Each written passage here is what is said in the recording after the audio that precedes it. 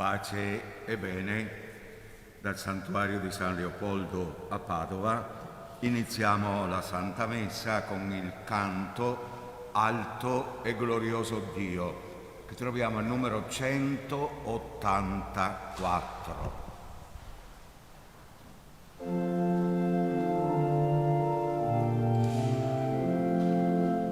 Alto e glorioso Dio, illumina il cuor mio, dammi una fede retta, speranza certa e carità, dammi umiltà profonda e scienza che non confonda, nella tua conoscenza sarà la mia sapienza.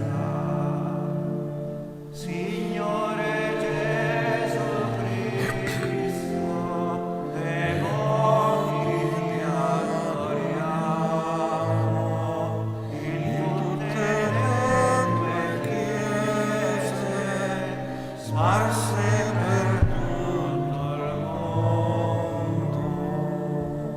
Santissimo Signore, a te ogni lode e onore, perché hai redento il mondo con la tua santa croce.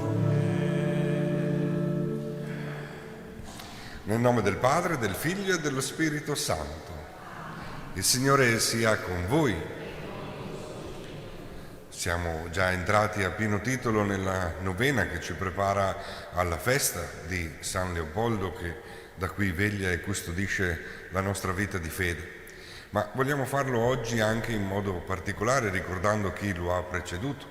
La famiglia Cappuccina Veneta oggi è anche in festa perché celebra la memoria di San Tommaso da Olera, l'apostolo della carità che parlava a principi e imperatori con la semplicità dei frati, ricordando che il cuore di Dio è il centro della nostra carità. Affidiamoci allora all'intercessione di San Leopoldo e del Beato Tommaso e chiediamo all'inizio di questa celebrazione il suo aiuto e il suo perdono. Signore, che è sceso alla destra del Padre, ci fai dono del tuo Spirito, Kyrie eleison. Cristo, che sostieni ogni cosa con la potenza della tua parola, Christe eleison. Signore, che hai vinto la morte e regni nei secoli, Kyrie eleison. Dio Onnipotente abbia misericordia di noi, perdoni i nostri peccati e ci conduca alla vita eterna.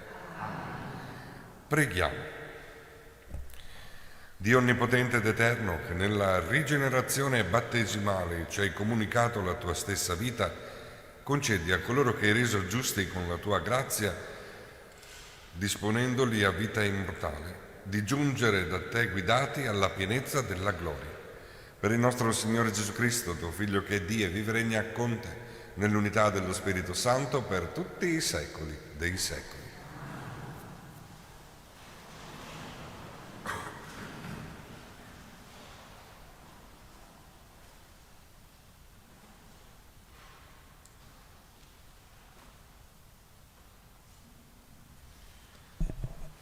Dagli Atti degli Apostoli. In quei giorni Paolo si recò ad Erbe e a Listra. Vi era qui un discepolo chiamato Timoteo, figlio di una donna giudea, credente e di padre greco. Era assai stimato dai fratelli di Listra e di Iconio. Paolo volle che partisse con lui, lo prese e lo fece circoncidere a motivo dei giudei che si trovavano in quelle regioni. Tutti infatti sapevano che suo padre era greco. Percorrendo le città trasmettevano loro le decisioni prese dagli apostoli e dagli anziani di Gerusalemme, perché le osservassero.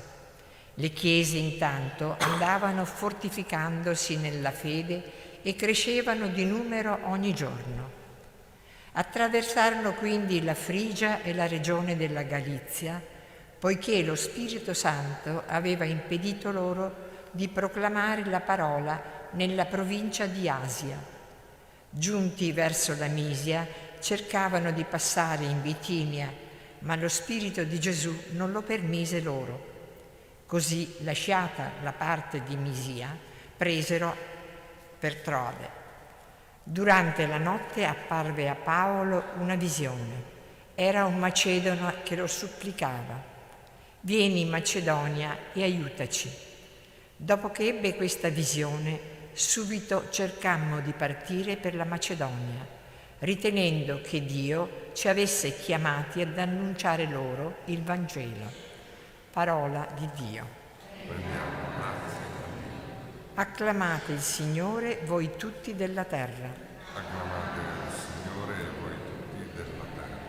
Acclamate il Signore voi tutti della terra. Servite il Signore nella gioia. Presentatevi a Lui con esultanza. Acclamate il Signore voi tutti della terra. Riconoscete che solo il Signore è Dio. Egli ci ha fatti e noi siamo Suoi, suo popolo e gregge del suo pascolo. Acclamate il Signore voi tutti della terra. Perché buono è il Signore, il suo amore è per sempre, la sua fedeltà di generazione in generazione. Acclamate il Signore voi tutti della terra.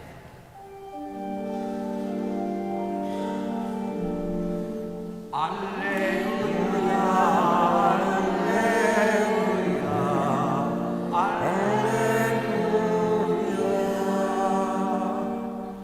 Se siete risorti con Cristo, cercate le cose di lassù, dove è Cristo, seduto alla destra di Dio.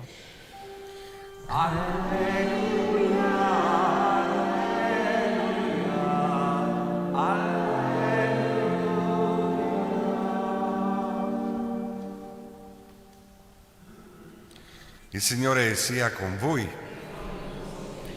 Dal Vangelo secondo Giovanni. In quel tempo disse Gesù ai suoi discepoli: se il mondo vi odia, sappiate che prima di voi ha odiato me. Se foste del mondo, il mondo amerebbe ciò che è suo. Poiché invece non siete del mondo, ma io vi ho scelti dal mondo, per questo il mondo vi odia. Ricordatevi della parola che vi ho detto: un servo non è più grande del suo padrone. Se hanno perseguitato me, perseguiteranno anche voi. Se hanno osservato la mia parola, osserveranno anche la vostra. Ma faranno a voi tutto questo a causa del mio nome, perché non conoscono colui che mi ha mandato. Parola del Signore.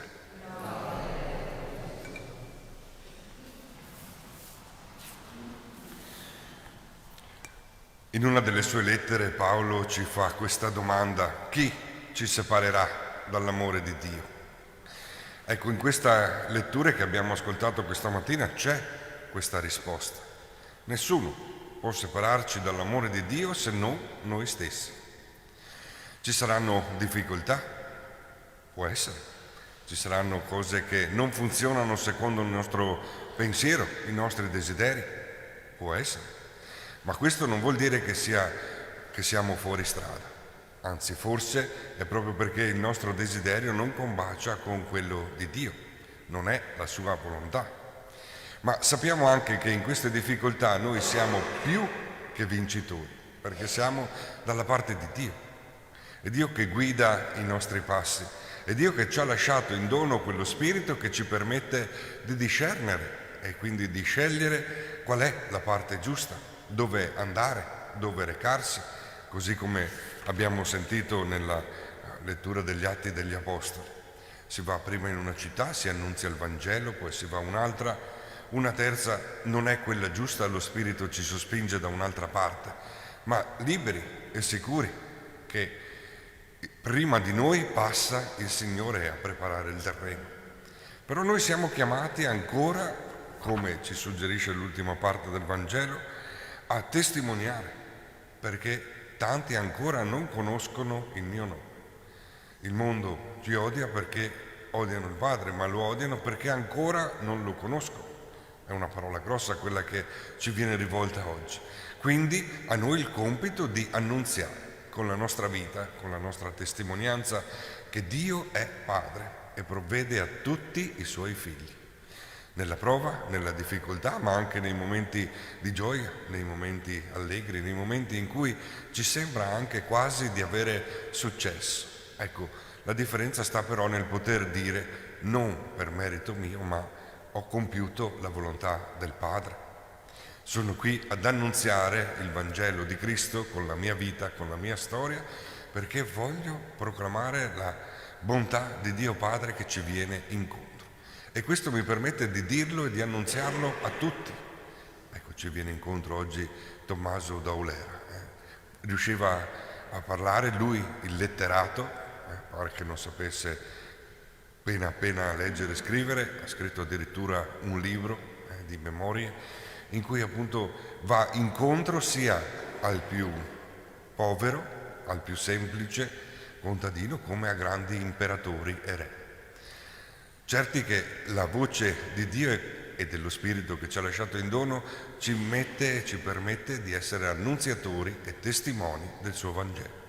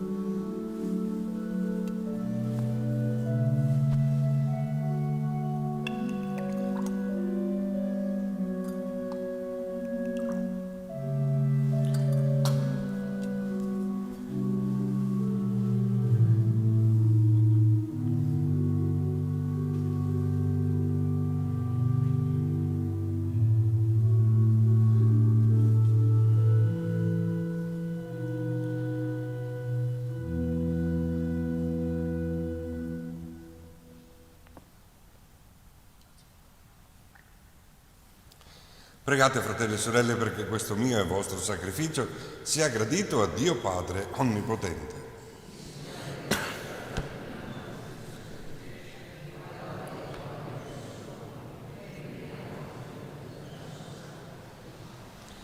Accogli, Padre misericordioso, le offerte di questa famiglia, perché con l'aiuto della tua protezione custodisca i doni ricevuti e raggiunga quelli eterni.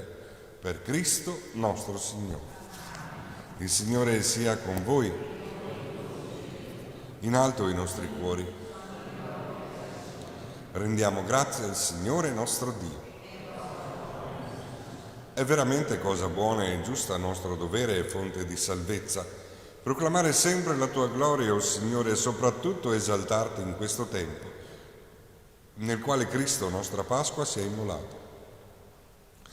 Offrendo il suo corpo sulla croce, diede compimento ai sacrifici antichi e donandosi per la nostra redenzione divenne altare, agnello e sacerdote. Per questo mistero, nella pienezza della gioia pasquale, l'umanità esulta su tutta la terra e le schiere degli angeli e dei santi cantano senza fine l'inno della tua gloria.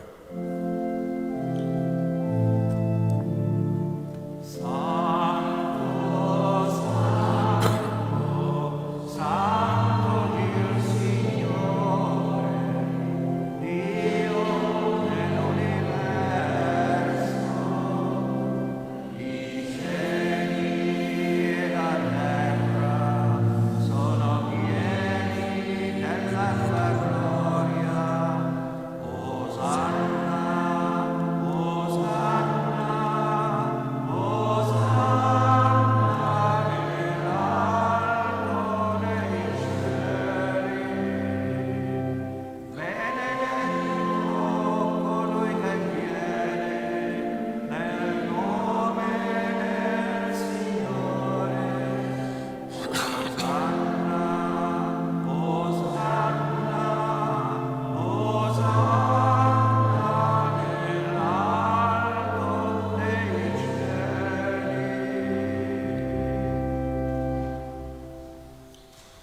Veramente santo sei tu, o Padre, fonte di ogni santità.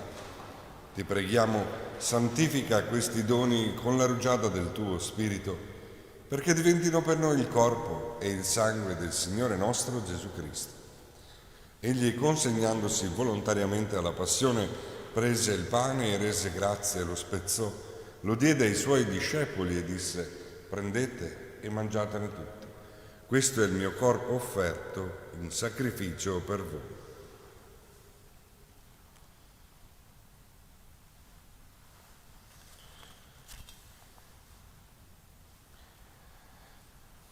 Allo stesso modo, dopo aver cenato, prese il calice, di nuovo ti rese grazie, lo diede ai suoi discepoli e disse: prendete e bevetene tutti.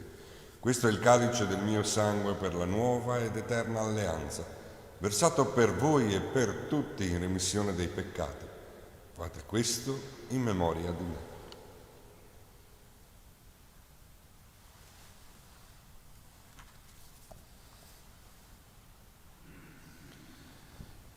Mistero della fede.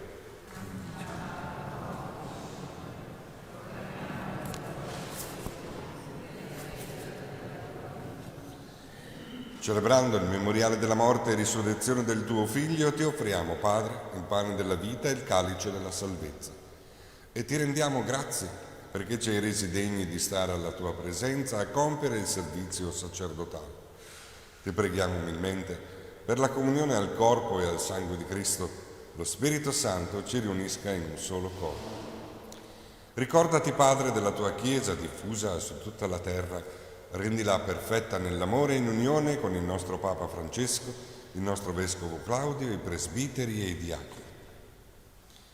Ricordati anche dei nostri fratelli e sorelle che si sono addormentati nella speranza della risurrezione, e nella tua misericordia di Placido, Silvana e di tutti i defunti, ammettili alla luce del tuo volto.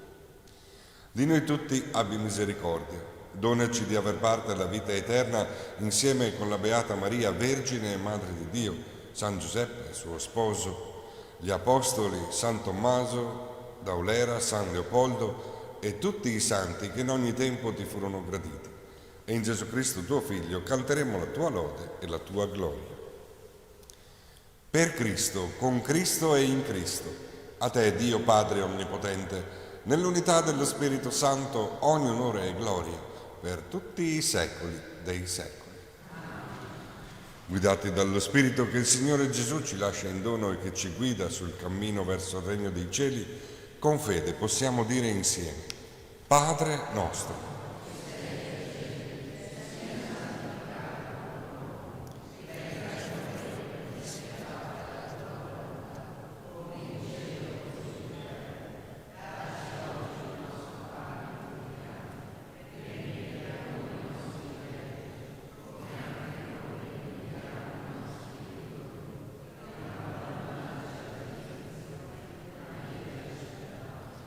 liberaci, o Signore, da tutti i mali, concedi la pace ai nostri giorni e con l'aiuto della tua misericordia vivremo sempre liberi dal peccato e sicuri da ogni turbamento, nell'attesa che si compia la beata speranza e venga il nostro Salvatore, Gesù Cristo.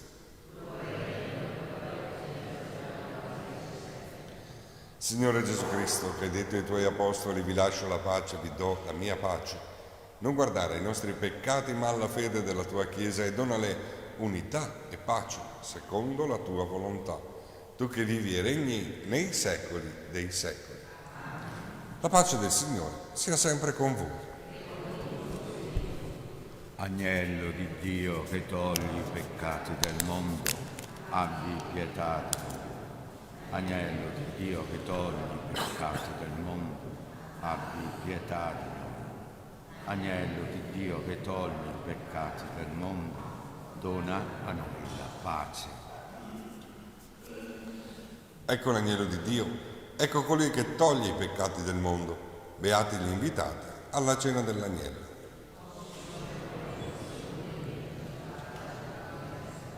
Ma di soltanto una parola.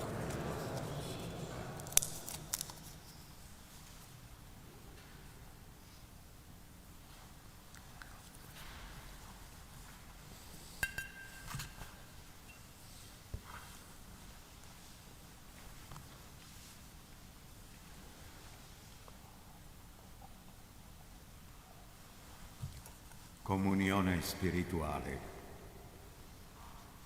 Gesù mio, credo fermamente che sei presente nel Santissimo Sacramento. Ti amo sopra ogni cosa e ti desidero nell'anima mia, poiché ora non posso riceverti nella Santa Comunione, vieni almeno spiritualmente nel mio cuore.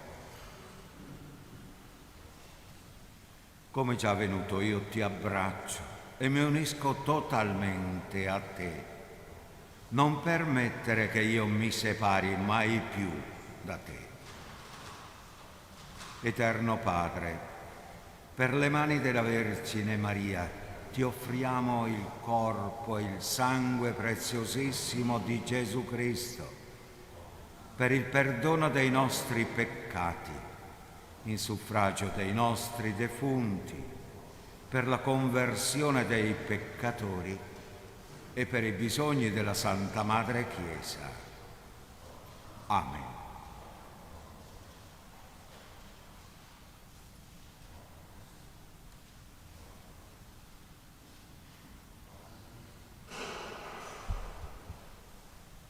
L'anima mia magnifica il Signore.